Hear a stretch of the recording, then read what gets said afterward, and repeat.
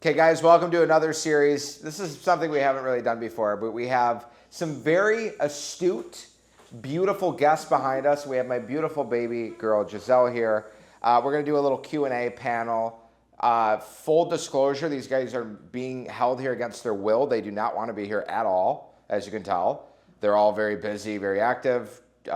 Jake, in particular, is extremely busy. John's like, whatever, I'll do it. Daisy's like, I guess. And then Shayna's like, she's just a part of the package anyway. And then Giselle really doesn't have a choice. Coleman packed all the cameras up and was ready to head home and enjoy the rest of his day. And I said, you know what? I'm done for the day. He packed everything up. And then I said 2 minutes later, you know what? Why don't we take advantage of this opportunity of all of these beautiful people in my room? And he said, okay, fine. Anyways, here we are. Guys, please, by all means, Shayna, why don't we start with you? We'll go clockwise here. Okay, so how did you build your social media to where it is today? Because you started out with nothing, right? We all do. And when I met you, you had 18,000 followers, and now you have 80-something thousand? I feel like that's a really good question. That's also something that you're indirectly asking for credit for, which I believe you do get some credit owed to you from that. I think it was the outfit changes and the aura that you instilled in me that helped me catapult. But how did I get to the 18,000? Let's start there, which is a good question. I posted every single day for 2 years straight with maybe 16 likes on average. Every single day for a year and a half straight. Like, didn't matter. If I was sick, I was making videos. Like, I had to get something out. And then eventually I started testing different things that worked. I started doing what I was avoiding my entire career, which is cold calling. And then that was the missing piece of the viral funnel that once that started, now it became, a major part of my branding. Thank you so much for your question. I appreciate you being here. Please, let's pan over to John and Ganamort. Woo! So thank you, Anthony, for this question. My first one is, let me ask, how was it differentiating yourself from the top tier agents when you were first starting out in this business? I had a mental block when I first moved here because I was like, how am I going to compete with like a Dina Golden-Taylor or Alex Goldstein or like a Nelson Gonzalez? Like, all these guys are selling hundreds of millions of dollars a year. But then I realized there's enough to go around, and some people don't want those guys because they're too big and they don't have the time and energy, and they, like, believe it or not, they don't give a shit about a $60,000 commission check.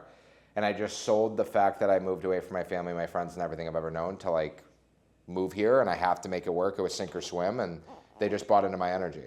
And that was really it, but it was definitely difficult at first. By the way, this is Giselle. She's like our newest cold caller. Can't wait for her question. Oh, neither can I.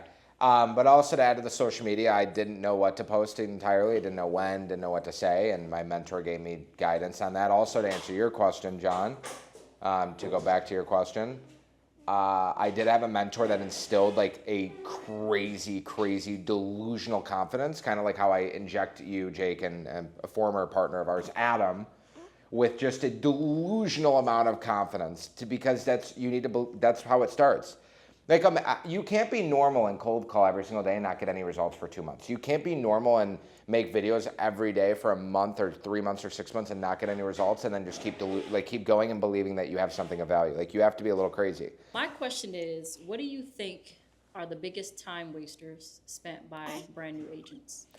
That's actually a great question. That's a good question. That is well done, Daisy. I think brokerage meetings, unless they are for training, are a huge waste of time. I think that going to like a lot of agent networking events in the beginning, like your first 6 months, are a waste of time. I think you have to work with some renters and buyers in the beginning to get like experience. But I think a lot of agents just like accumulate a huge waste of time by not having like a clear schedule in the beginning. Like, you're just kind of willy-nilly going around trying to like feel busy, trying to figure out what you should be doing. And then once you figure out what you should be doing, you're not doing it good enough because you've never done it before. And there's just like, that learning curve that has to happen. But I think like hanging around with the wrong agents is the biggest waste of time. Being around the wrong people is the biggest waste of time. And again, like I say, brokerage meetings are a waste of time because like there's no value. There's no value in me going there to figure out that we have a new title company in house and the mortgage rates are down 1%. Like, I already knew that before I came here. And I'm very ADHD. Like, I can't be around people. I perform better alone. So that's another thing I noticed too. I think we all can relate to some degree. We all talk when we're in here and have fun, and because we're normal human beings. And then not getting guidance right away from the right person. So like you could go to your brokerage trainings, but it's by somebody who is 50 years old, just completely washed, third string quarterback, fourth line in hockey, that doesn't really belong giving advice. Jake's gonna have a very good question. I already know.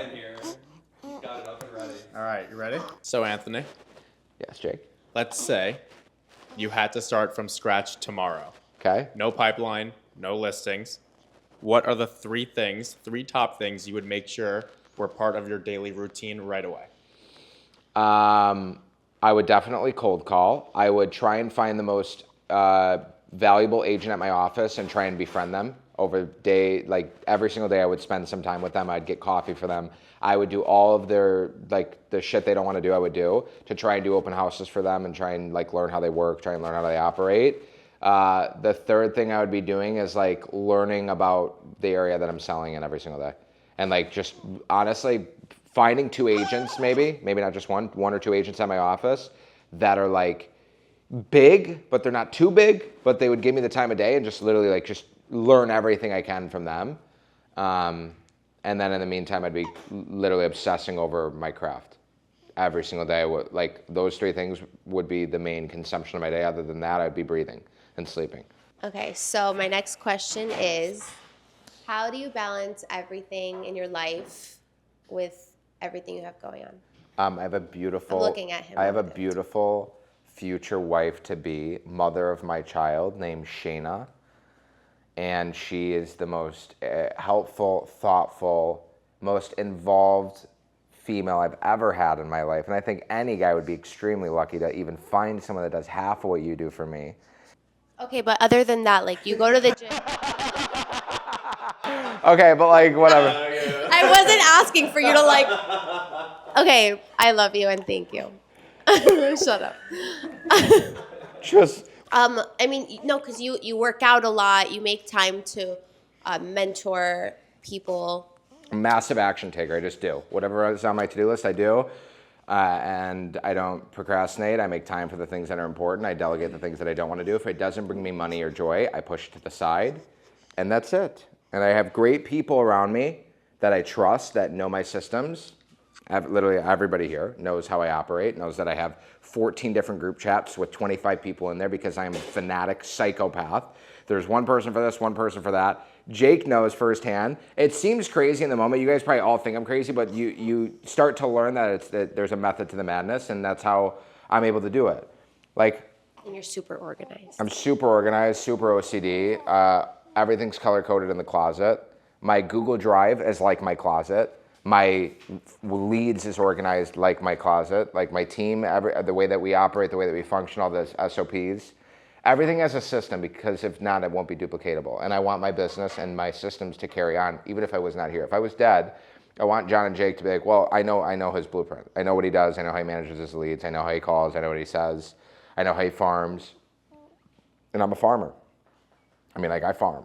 Anthony, I'm making $150,000 in net commission. I want to get to 300.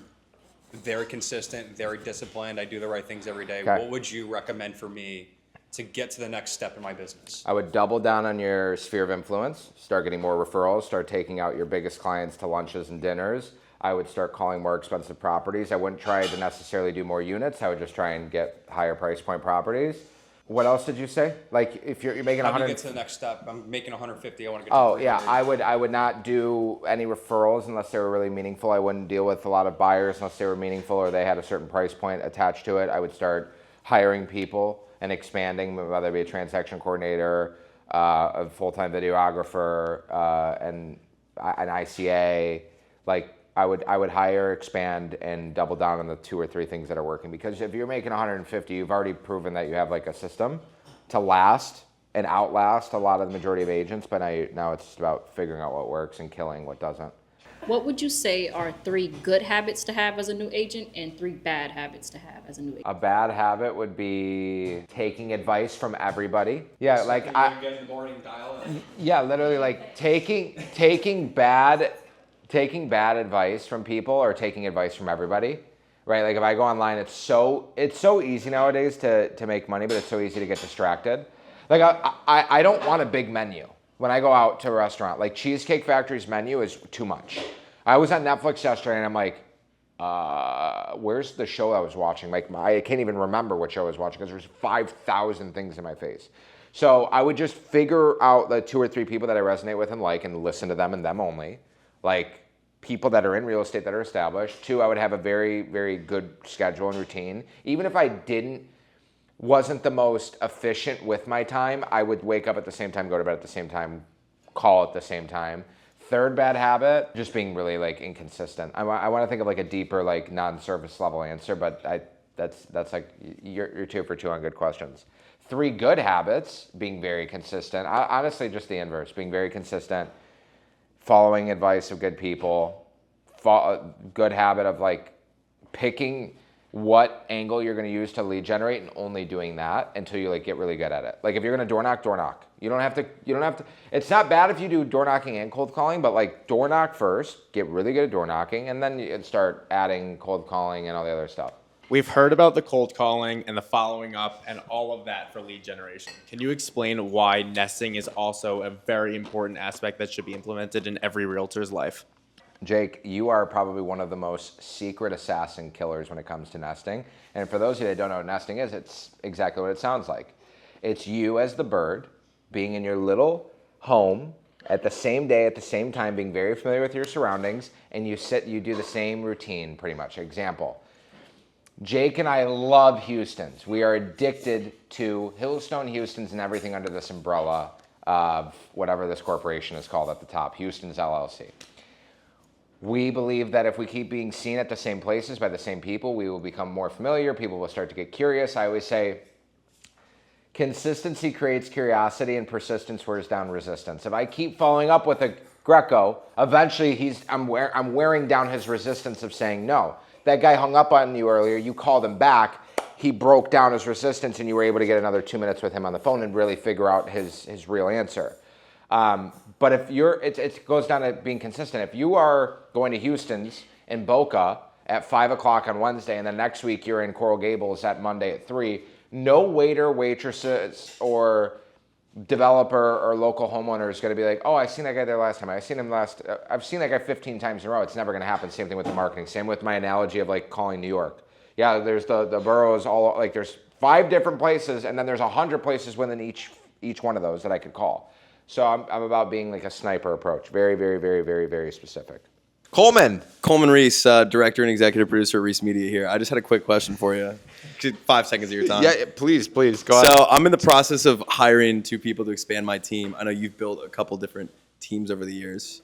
And I was wondering how important it is to pay the extra dollar for good quality talent versus do you think it's just a waste of money to not try and hire the best person for that role? If that makes sense? Like No, quality I think over that- trying to save $1 here and there. I think if you pay for good talent, you'll get good results. You'll have to do less doubling back. Like that's my biggest pet peeve with an employee or a vendor that's being hired. If I say, hey, I need you to do X for me, and then 3 days later I don't see X done, and then I have to think about it and ask you again. Example, like my buddy, Iggy. He's got a clothing company. He hired a shitty photographer. Right? So he spent, let's say, $1,000 with this photographer over 6 weeks. It didn't come out the way he wanted. There was a dispute. There was negative energy. There was a loss in the relationship. There was negative fighting and all this waste of time trying to fight it. But then there was all the time wasted of us not getting what we needed to get done. So then you essentially are paying another person. Now you're going to pay the next guy $750 or I'm sorry, $2,000. It's going to get done right, but you just had to spend an extra 50% to be disappointed, and then it took you 2 months longer to do it. So paying for good talent will get the job done. I appreciate you guys. If you like this new series of 1,001 questions with Anthony Nucci and the Squadrant, like, comment, subscribe, turn on the notification bell for the Real Sauce. Follow me on Instagram. Shout out to the team. Appreciate you guys doing this. I appreciate you guys. I appreciate the love and support. Leave a comment on what you want to see next, and you know what to do if you need help with your real estate business. I'll see you in the next one.